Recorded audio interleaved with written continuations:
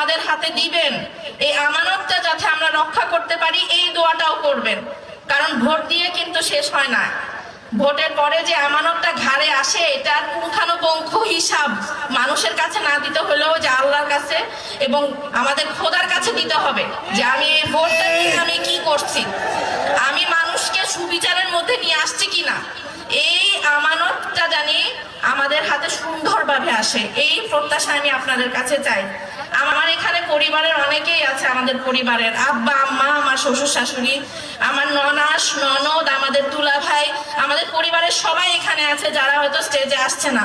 সবার পক্ষ থেকে আমি এই অনুরোধটা করছি যে এই ভোটটা দিয়ে এবং একটু দোয়া করে যাতে আমরা এই আমানতটা রাখতে পারি। এই ভোটটা কিন্তু একটা আমানত আমাদের জন্য, আর এই ভোটটা হচ্ছে আপনাদের জন্য একটা ডিসিশন যে আপনারা নেক্সট 5 বছর আপনারা নিজেদের জীবনকে কিভাবে দেখতে চান।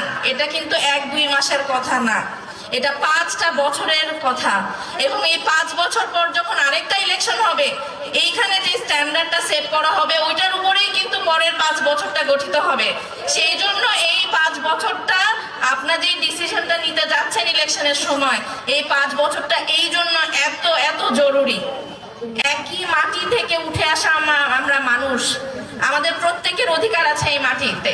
এখানে আমাদের মা বোনরা এসেছেন, আপনাদের কথা সবাই মনে রাখে না, সবাই সামনে এসে বলে না।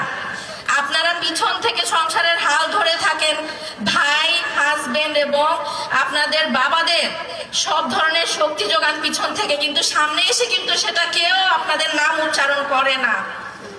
আপনাদের এই ভয়েস জানি সবাই শুনতে পায়, আপনাদেরকে যারা রিপ্রেজেন্ট করতে পারবে, আপনাদের জীবনের উন্নত যারা করতে পারবে, আপনাদের চিকিৎসা ব্যবস্থা, শিক্ষা ব্যবস্থা, আপনাদের সমতা আনা সমাজে একজন মা হিসেবে, একজন বোন হিসেবে, একজন ছাত্রী হিসেবে এবং একজন মেয়ে হিসেবে আপনারা তাকে ভোট দিবেন। আমরা আসলে এই দেশটাকে সামনে নিতে চাই, আমরা আমাদের মা বোনদেরকেও সামনে নিতে চাই, কোনোদিনও আমরা পিছিয়ে পড়বো না ইনশাআল্লাহ।